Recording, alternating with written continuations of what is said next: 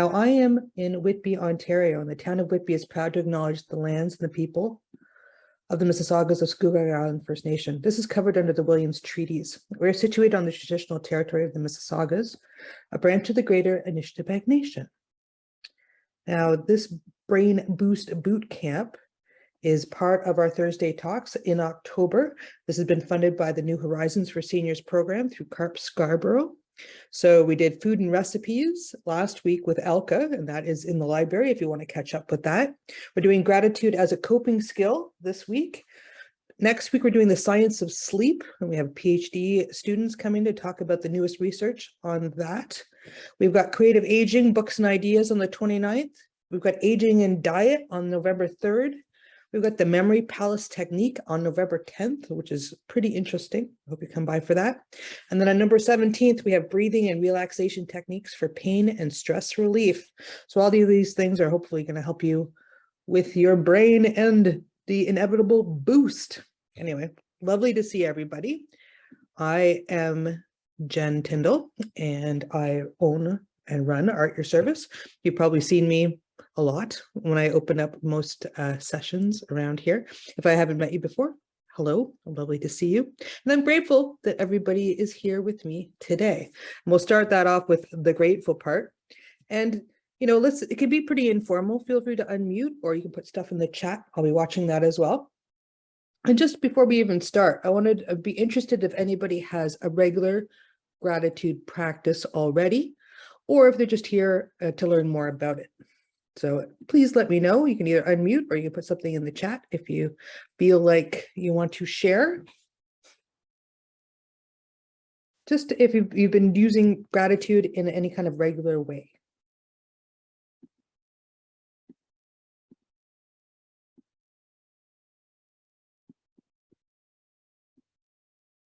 Okay.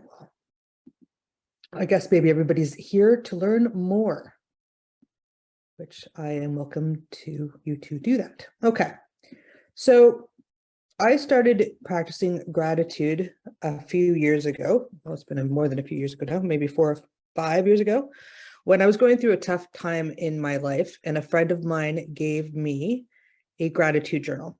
And the gratitude journal sat on my desk for many months, collecting dust. I looked at it once in a while. And she said that the gratitude journal would help me feel better by, you know, I would be able to see all the things that I did have and not what I didn't have. And I thought it was a bit hokey. I thought I'm never going to do this. Why would I, you know, blah, blah, blah. And I was, you know, feeling really negative about gratitude. And one day I just picked it up and I sort of leafed through it. And I saw it really wasn't a big deal. It's just every day I had to write down a couple of things that I felt grateful for. So I thought I could do that.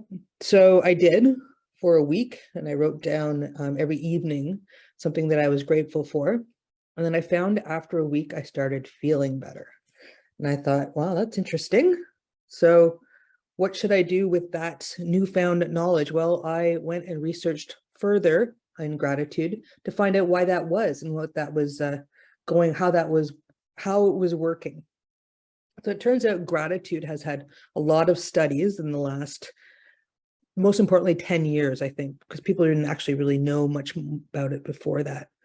But these studies have come and unearthed a great lot of data, and some of the benefits of gratitude people have proven that it has increased psychological well-being. It enhances positive emotions. It increases self-esteem. It improves relationships, and it improves sleep. So these are just a few of the findings of using gratitude on a regular basis. All of those, I think you would agree, would be good to have in your life. Now, here is a cartoon that I think sums up our relationship with gratitude and its antithesis. Does anybody want to tell me what this looks like to them, or want to explain this cartoon? Why is this funny? Anybody want to tell me? It's a quiet group today, I can tell. I know it's rainy. What does this cartoon make anybody, how it makes you feel? It makes me laugh.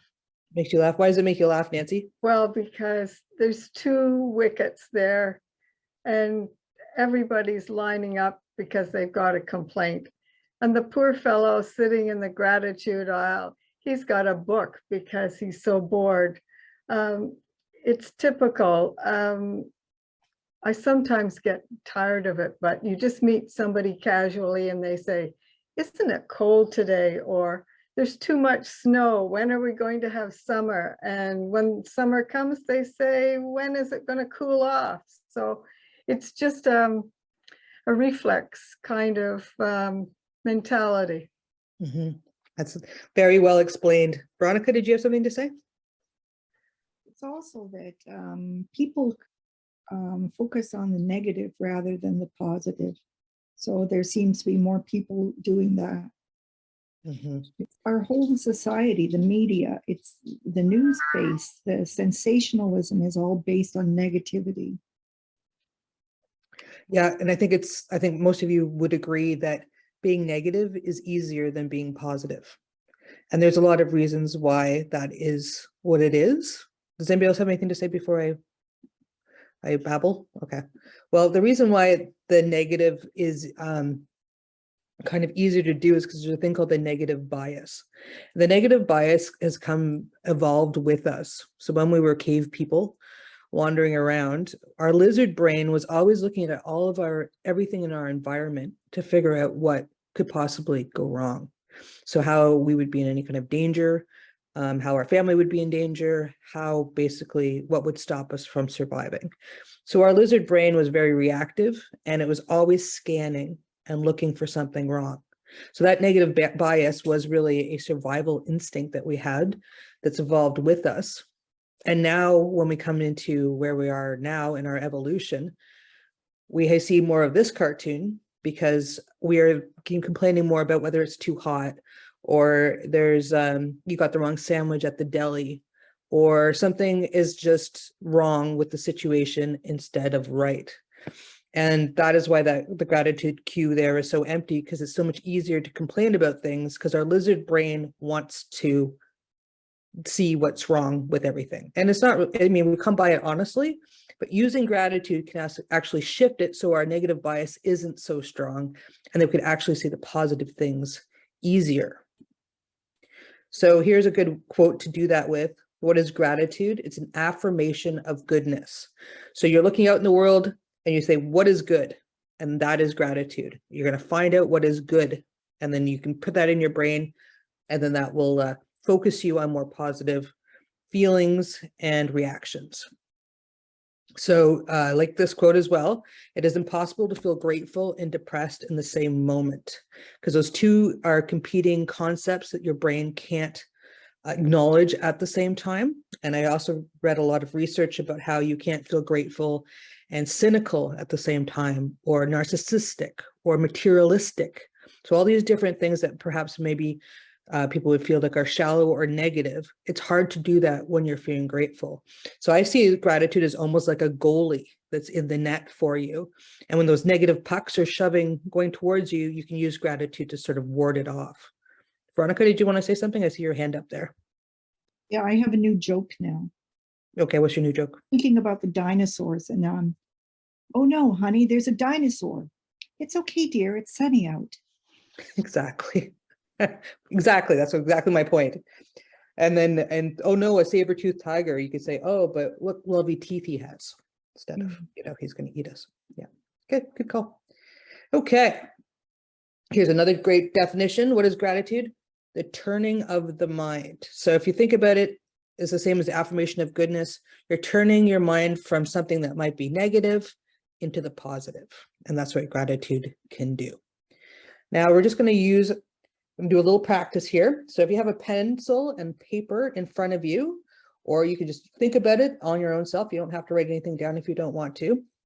But I want you to pick one or two of these questions, and I want you to answer it. So this is going to be our first practice with gratitude. And one of the other great things about gratitude is even thinking or searching for something in your mind that you're grateful for makes you feel better. So you don't even have to find it. So if you're thinking about something, you're like, I don't know what made me laugh today, but just thinking about it will get your brain started moving. And there's scientific things that are happening with your serotonin and your dopamine, all those things. You got a lovely soup in your brain, and it's all mixing up as soon as you start thinking about things that you're grateful for. So I want you to write down something maybe you laughed today, what made today good, maybe something you're looking forward to, what made you smile, or maybe somebody was your hero. And it could be like this week too, if something didn't happen today. I was thinking about what made me laugh today is after Funky Moves today on Zoom, we were all chatting afterwards, and Miriam had a fun little game where one person would say, have an open-ended question, and somebody else had to answer it. Anyway, and I see Claire here too, because Claire answered it. That's what made me laugh. She was talking about her painting and how she needed to fix it this afternoon. Anyway, it made me laugh because that was her main thing. I'm not sure if she did or not. But what made you laugh today? What made something good? Does anybody want to share something that they did today?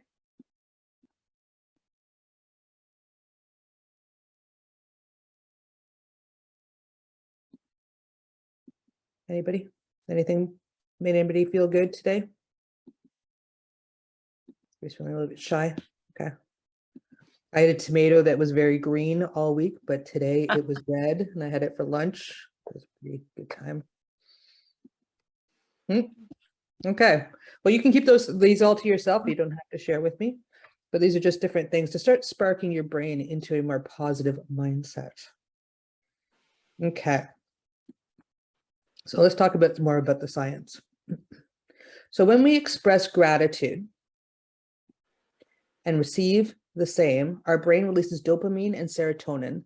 These are two crucial neurotransmitters responsible for our emotions, and they make us feel good.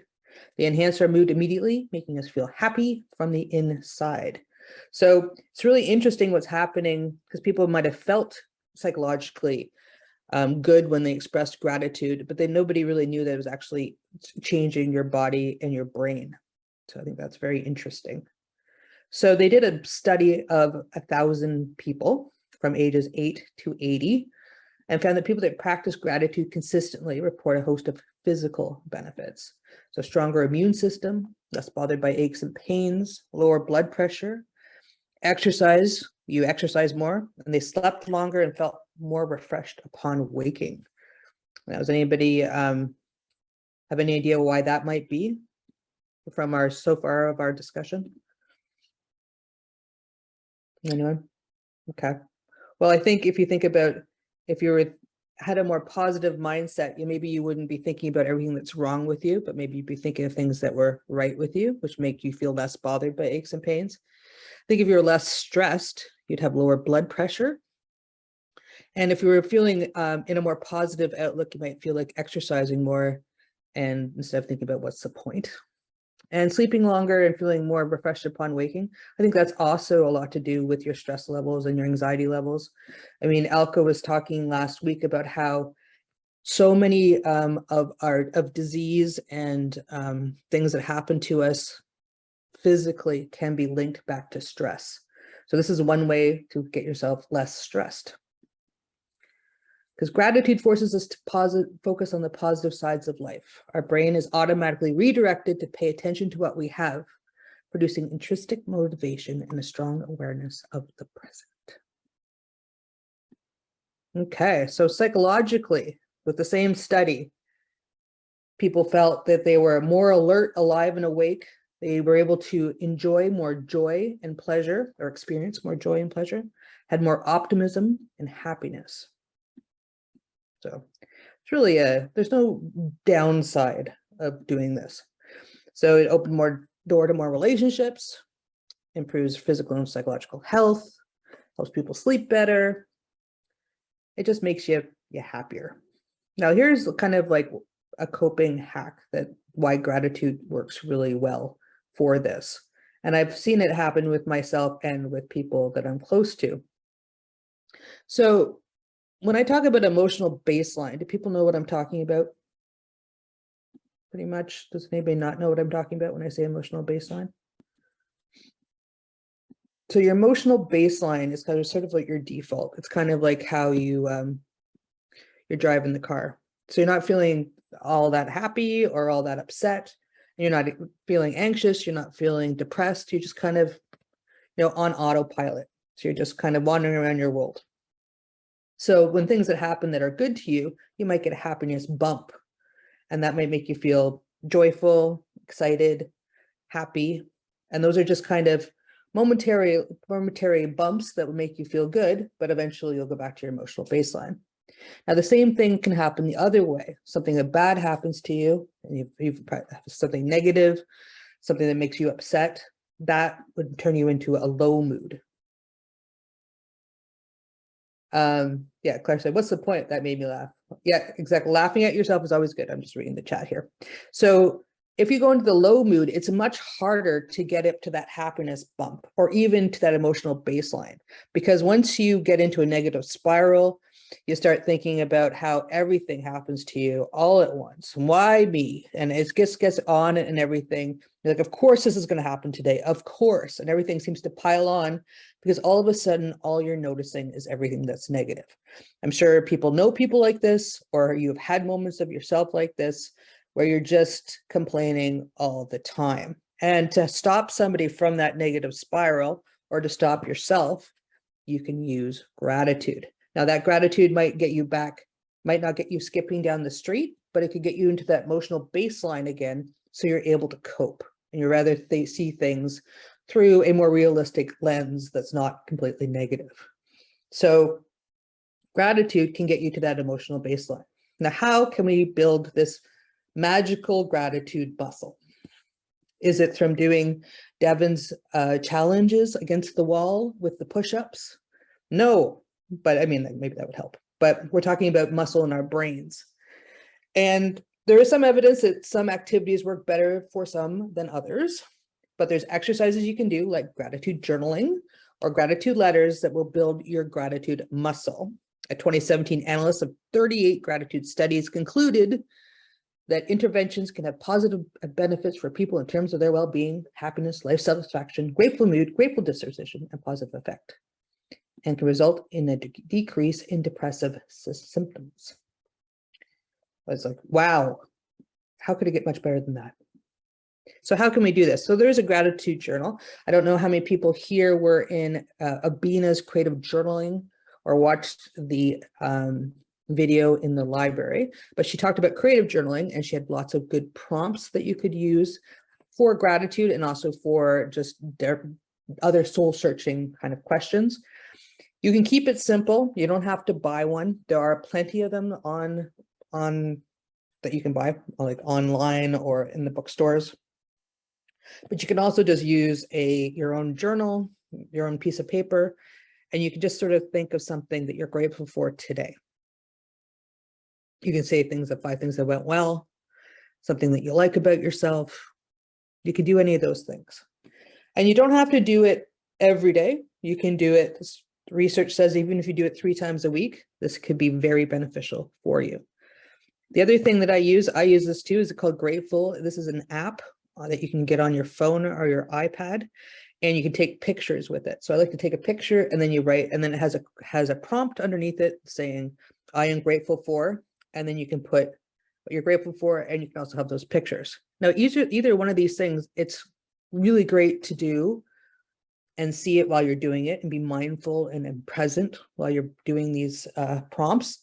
But the other great thing is when you're feeling negative, you can go back and look at these pictures or look at this journal and remember what you are grateful for, especially if you're feeling like you don't have anything to be grateful for. So it's almost a prompt to get you back into feeling grateful. So like I said, there's a bunch of stuff out there. You don't need to buy anything. You can just use a pencil and paper and then just prompt yourself in how you feel. So there's some tips for journaling. Oops, sorry. That I'll go through here. So don't just go through the motions. So just doing the journal is probably not going to do a lot for you if you don't make a conscious decision to become happier and more grateful. So that thought in your head and then the grateful journal along with you is a tool. But they're really saying that you need to really feel it while you're doing it. So maybe you can fake it before you make it, but usually when you start writing things down, you start feeling it pretty quickly. So go for depth over breadth. So the more specific you are about what you are grateful for, the better it is. So if you're grateful, so you can say, I'm grateful for being alive. Okay, great. But how about I'm grateful for being alive because I get to see the sunset, or I'm grateful for being alive for the love of my friends, or I'm grateful because Laura came over today and had tea with me and we had a fantastic conversation. So try to go as deep as you can into that grateful feeling. Because even when you go back and look at it, you'll be like, yeah, I'm grateful for my life and my friends. But what would be more better to look back at is a specific memory that will spark that feeling of gratitude. So getting personal, focusing on people to whom you're grateful more, has more of an impact than focusing on things for which we're grateful. So you might really like your couch, but maybe think more about the people in your life and why you're grateful to them. Try subtraction, not just addition. So one effective way of stimulating gratitude is to reflect what your life would be without certain things, rather than just tallying up those good things. Savor surprises. Try to record events that were unexpected or surprising, because these will elicit stronger levels of gratitude. And here's, like I said, don't overdo it. Writing occasionally, once or twice a week, can be just as beneficial as daily journaling. So you don't have to, and then you might burn out by doing it too much. So just start doing it when you feel like it even. So here's a couple more things that we can do together. So this is just a very simple prompt that you can start with. And I feel like everybody should write this down. So I'm grateful for ... and think about all these things that we talked about. Think of depth over breadth, get personal, savor surprises. So I want you to write down something that you're grateful for and trying to be as specific, sorry, having trouble talking, specific as possible. So everybody do that for a couple things. Something you're grateful for. Think about people rather than things, unless that thing is pretty awesome. I mean,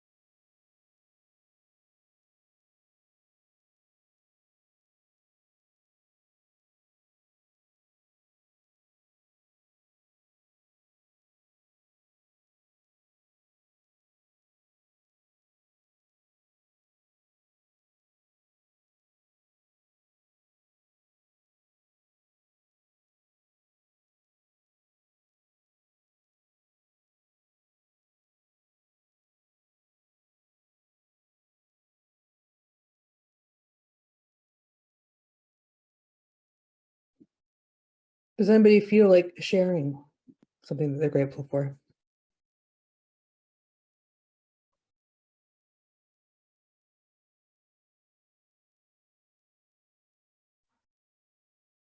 Sure, I will. Great. Am I pretty loud again, Jen, or am I okay? You're kind of not obnoxiously. You're better. No, it's because Yeah, I'm you're good. connected to my Bluetooth. I think that's the problem. But anyways, the last thing I put after I mentioned some people, Mhm. family, and so on. And then I went into the communities that I'm part of because of my varied interests. So whether that's music, birding, fitness, art, whatever, you know, each activity I participate in, I meet people who have similar interests, right? And then at the end, I realized that a lot of my interests came from my parents, Mm. who are long gone.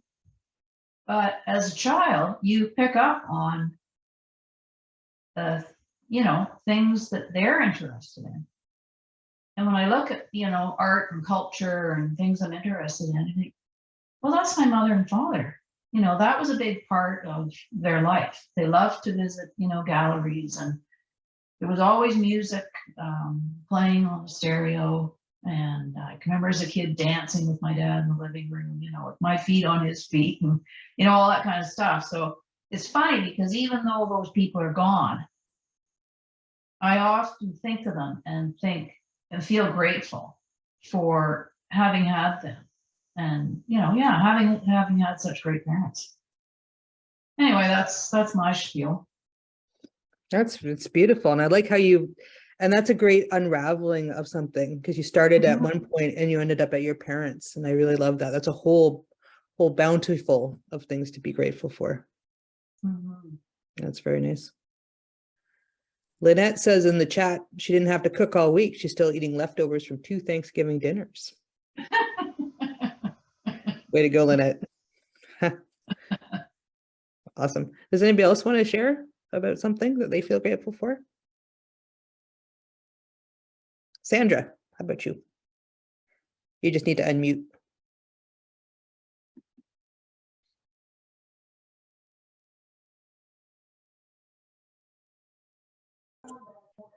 There you go. Okay, can you hear me? Yep. Okay, I've lived, excuse me, I've lived with my sisters, 2 sisters now for over 50 years.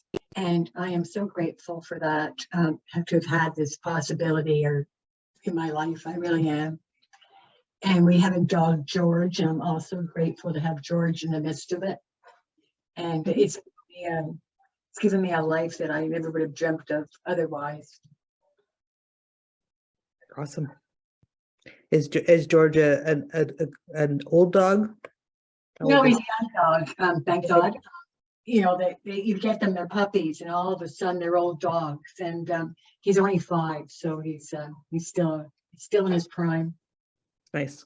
That's great. And we just came back from Italy. We've been away for 10 days, and poor old George has been in the kennel, or at the spa, as we like to call it. And so he's feeling a bit needy right now, and it's good to be all back together again.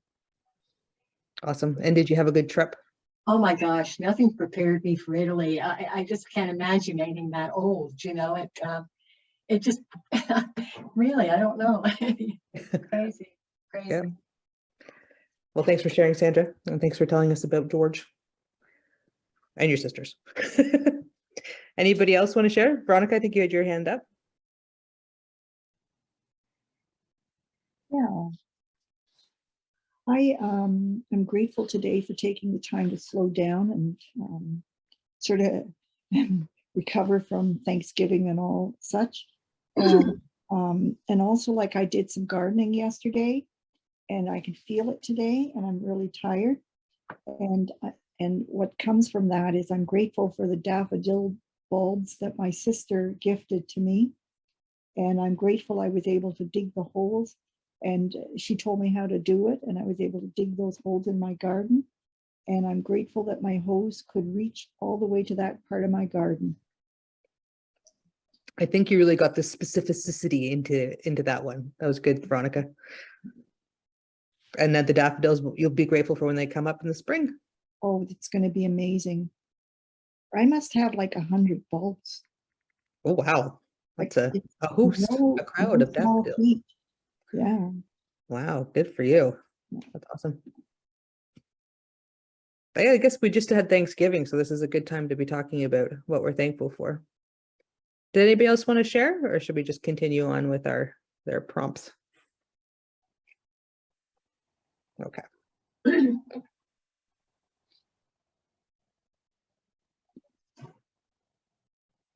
Okay. What do you admire most about yourself? This is a really good conversation starter because I think a lot of people, especially women, have a hard time admiring something about themselves. And if they do that, they're looked at as immodest or bragging or something like that. But I think it is important to love thyself and to admire things about oneself, especially on a regular basis, because really we're the only ones that we've got for sure for all time. So what do you admire most of yourself? It might be a difficult question for some people, but I urge you to write down a few things about yourself that you admire. It doesn't have to be physical. It could be that it could be one of your personality traits, but maybe you have got great legs. I don't know. But think about something you admire most about yourself. If you have great legs, I'm sure you have something else that's pretty cool too.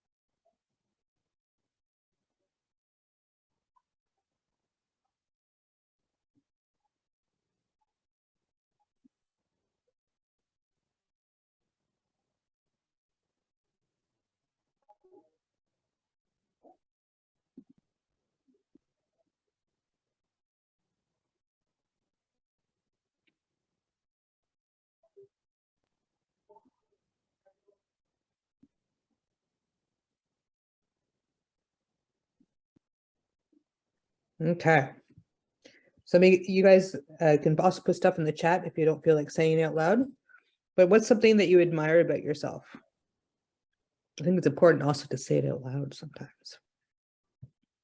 I really like the fact that I can make a pun pretty much at a moment's notice. So I would say I have a good sense of humor, which I also get from my parents, Claire, now that we're thinking about where we get things from. It's always a thing at the kitchen table to try to make everybody laugh. That's a sport. Anybody else got anything that they would like to share? Nancy, I saw you unmuting. Yes, I like your puns too. They tickle my humor. I like the fact that I can meet people, strangers that I've never met before, meet and greet and expect them to be friends rather than enemies. Like there's a distinction there. I don't know how to describe it, but I don't look at people as if they're enemies right off the bat. I look at them as possible friends. It's something that I got from my parents as well, and a certain, calm sort of upbringing.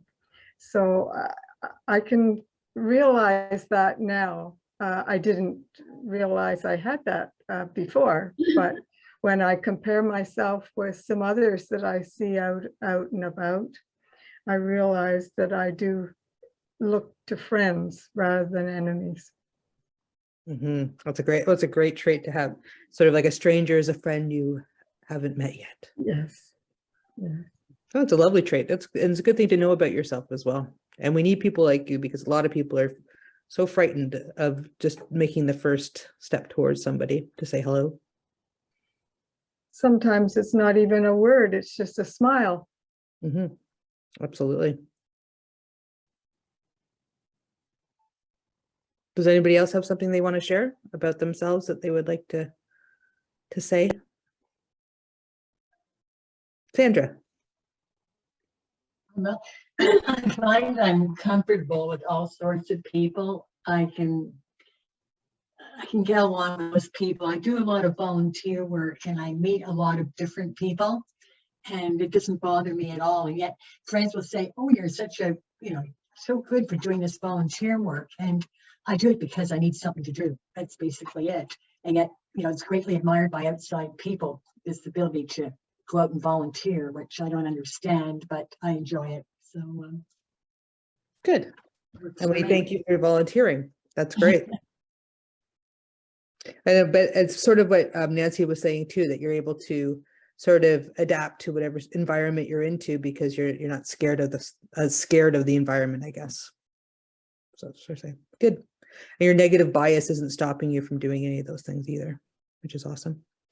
So Cheryl says, I admire my positivity and I'm grateful even though I have a constant dizziness problem. Oh, I'm sorry, which also makes me feel ill in daily pain. I stay positive and I'm grateful for the physical things that I still can do. I get many compliments on how positive I am in my situation. That's great, Cheryl. And it is one of those things where you have to, sometimes it's what your body is able to do and not what it's kind of not doing for you that you have to concentrate on. Though sometimes it's very difficult. Claire, did you want to say something? Yeah, I wrote down, like I get down on myself a lot because I've always wished I was smarter, you know, more intelligent, whatever. I didn't struggle with my early education, but college courses, university courses, I had to really work hard on them. But anyway, but the positive side of that is I'm a very curious person and I ask a lot of questions. And I feel sometimes like I'm annoying people. But I actually went for a job interview yesterday because I feel like I'd like to have a part-time job. So anyway, to make a long story short, we're really just chatting. You know, I was kind of chatting with this manager. You know, I think he just wanted to get to know me a little bit. And I said, you know, I'm sorry, I've been asking a lot of questions. And he, you know, he was, oh, no, that shows that you're really interested and positive and all that kind of. So he put a really positive light on it, even though I've always thought I was a pain in the ass by asking all these questions, you know. But that's just who I am. And yeah, any situation. I hate when people are in a group and like, particularly at work, you know, when we all worked, right, obviously. And you know, you're in a group meeting or whatever, and everybody's just sitting there like lumps on, you know, on a log. Like, we're having the meeting because the managers want to know what you're doing and what's going on, right? So start asking questions. And I felt like I was monopolizing the thing all the time. But anyway, I'm starting to see that as a positive thing. So that's what I've been kind of thinking about today. That's very interesting. Yeah, being curious, I always think is an amazing trait. Absolutely. And especially, you know, like I find that people with interests are interesting because people, when they aren't curious or they're not searching or looking or learning, they're just kind of, like you said, just kind of sitting there waiting for the time to pass. Seems like it just seems like a waste of time to live like that. Yeah. But anyway, That's interesting though. Well, I'm glad you're able to acknowledge that, and I hope good luck on the job. well,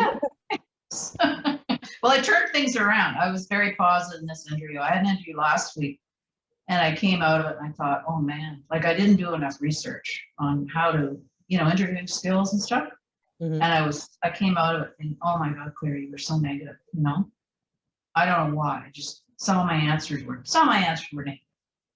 And so I went to a coach at the employment center and I told her some of the things and she was just kind of rolling her eyes, you know, saying, oh no, you can't say it.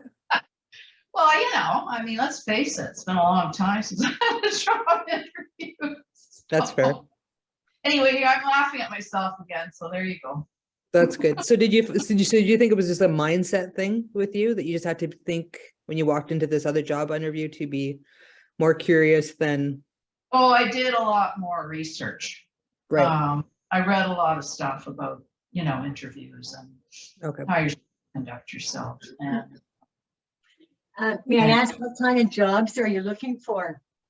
oh, I'm just looking for a job in a shop, you know, part-time job for 2 or 3 days a week just to get some extra cash. I would love to have work. I really would.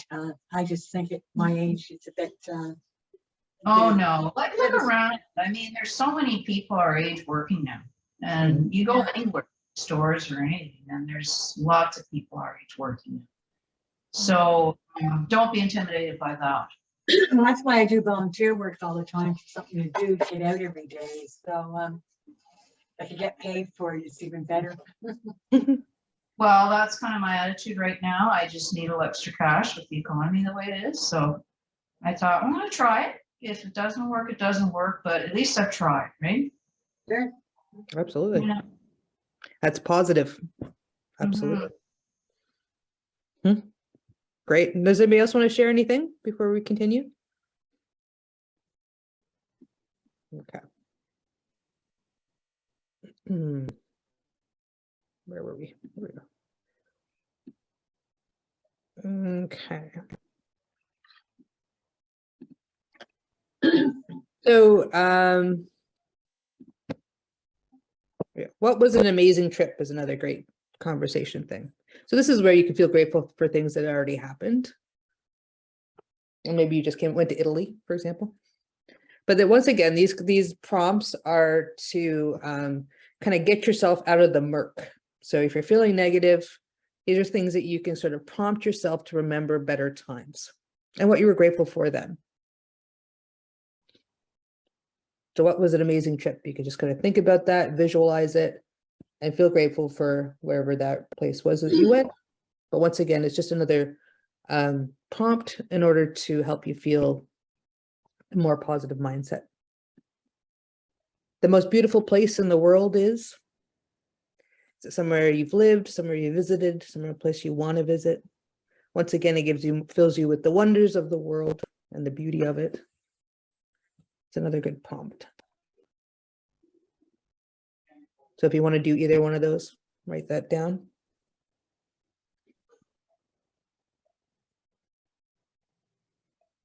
This is in the Thousand Islands at my parents' cottage.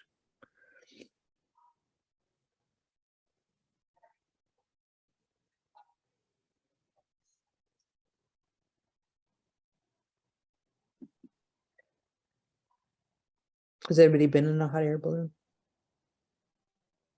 Me neither. I don't know if I'd want to. It freaked me out. I'm grateful for land.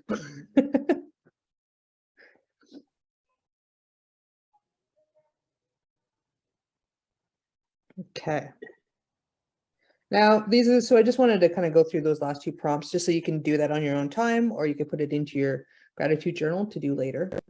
So now I just want to go into the last part of our gratitude journey. So there's been new research about the best way to deliver a thank you. And I thought this was really kind of cool because they compared the benefits of expressing gratitude by text, by video, or by face-to-face. So they found that it was almost the same. And they said texting might be especially well suited for situations where we might feel awkward or embarrassed about expressing our appreciation. But apparently the person that receives these thanks feels the same. And so what they're trying to say is no matter how you say it, how you deliver your thank you, whether it's by text or video or face-to-face, they say do it anyway, because it's going to be, just do it. There's no downside. The best thing you can do is just say thank you whatever way you can do it. So we're going to do a gratitude letter, a thank you letter. Now, these, of course, were much more de rigueur in the past lives of ourselves before the internet came. But before we do our thank you letter, I just thought this was really interesting because it actually changes your brain to do a thank you letter. So it said participants who wrote gratitude letters in a therapeutic intervention. Sorry, it's kind of sciencey here, but that expressed more gratitude and had more activity 3 months later in their pre-genual anterior cingulate cortex. Say that 5 times fast. An area involved in predicting the outcomes of actions. The results suggest that a simple gratitude intervention can lead to lasting brain changes even months after this happens. So let's change our brains. Who's in? Okay. So we're going to take 5 minutes to craft a thank you note to someone who's been good to you lately. Maybe it's a family member, maybe it's a friend, maybe it's somebody who gave you daffodils. I don't know. Maybe it's somebody that you had a good interview with. Make sure that you are thankful as specific as possible. So going back to those journal prompts, remember it's depth, not breadth. So you want to think about something specifically somebody's done for you lately that makes you thank you. It could be somebody in the community, it could be your friend, it could be your partner, it could be your sister, it could be your uncle, it could be your kids, it could be your dog, everyone.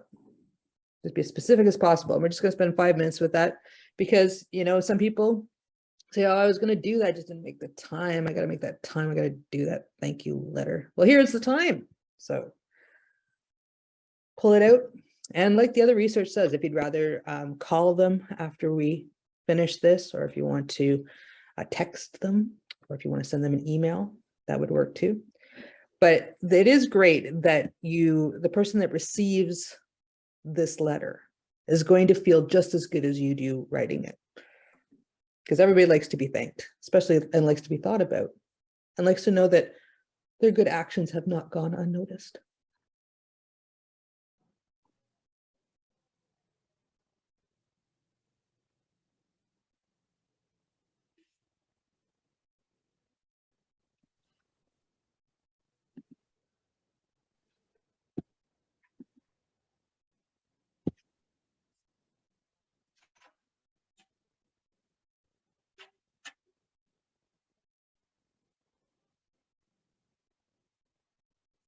Does anybody feel their brain changing? Let me know.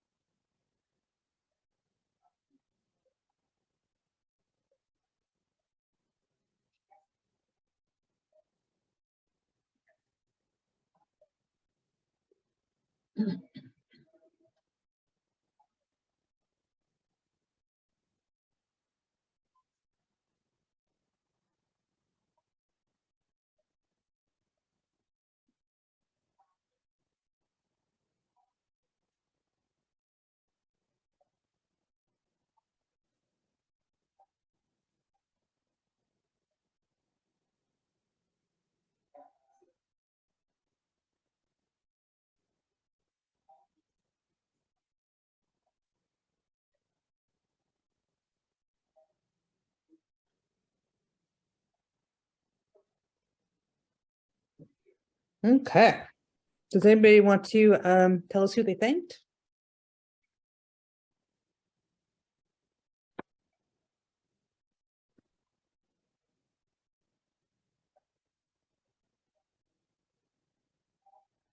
It could be very, it's personal. That's okay. I totally understand that as well. Is there anybody that couldn't find somebody to thank? Did everybody have somebody to thank? That's good. Okay, right on. So what were our takeaways here, do you think? Like, how does everybody feel after this presentation and trying these different things out? Do you think this is something you could continue doing on a sort of regular, semi-regular basis?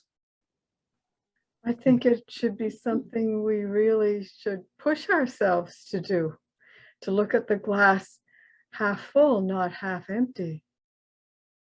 Or wonder why you ordered milk? Exactly. Yes, you're right, Nancy.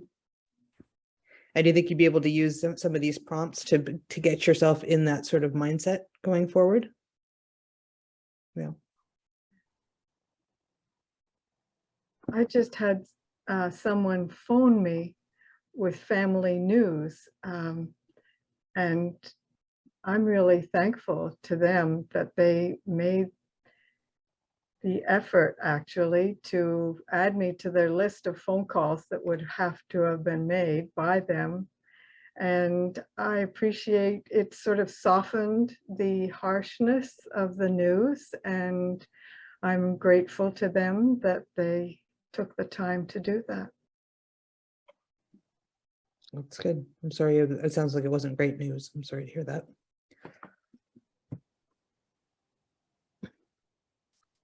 Right, so I have a question, of course.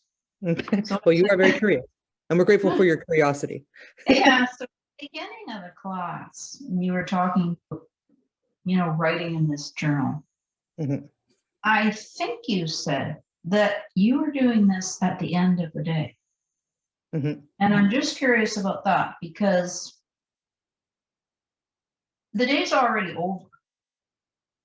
So are you just kind of examining what happened and then, but the day's already over. So by that time, you've already kind of wasted the day being negative, haven't you? I see your point, but I think it's more the continuous doing of it, and you're doing it, and you can, yes, I can see what your point is, but really what you do it, you could do it either morning or evening or whenever you want, and you could do it only when you're feeling negative if you want. But I think a lot of people do it in the evening, sort of to thank it's like to thank their blessings. So it's kind of like you think of what happened during that day, and then you're able to remember it going forward. And then you're going to bed sort of feeling grateful for all the things that happened that were good that day. Mm. So you're trying to get yourself in a good frame of mind so you can have a good sleep type of thing and not Yeah. wake up at 3 o'clock every morning stressing out about something. Yeah. So maybe that would be a good time to do it too. I mean, and a lot of people do creative journaling in the morning, and that's what sort of Abina was talking about a couple of weeks ago. And that's just to start yourself into a good morning habit and mindset as well. And you could do it that way as well. I think it's just whatever works for people. Mm. Because if Okay. you want to start with your morning and think about everything you're grateful for, that would also put you in a positive mindset going forward too. Mhm. Okay, thanks. I think it can vary because if I haven't slept well, I wake up and I'm not really the most happy person. But if I start thinking of a few things that I am grateful for, but then at the end of the day, you're right, it sort of makes you sleep better if you can think of some things during the day. Yeah, it's really, I don't think if there's any right or wrong times to do it. I just ended up doing it in the evening just to sum up the day sort of thing. And then I found it was very like it builds. It's a building thing. So it wasn't just like a one-off. Like the more you do it, the more you feel it like the next day and going forward. Cumulative, that's what I was trying to say. Yeah. Veronica, you want to say something? I think that for me, like I'm alone a lot, and I find it's the little things that bring me joy. And like maybe just seeing the sunlight on a raindrop on a petal, and just remembering that kind of thing. Or even like Nancy, that you got a phone call from someone and that they remembered to include you. Like those are little things, but they're big. Or my hair fell in the right place today, or it has a little curve in it. Like, wow, to me it's all those little things, I think, that bring a sort of a quiet joy. Yep, I see that. Anybody else want to comment on anything?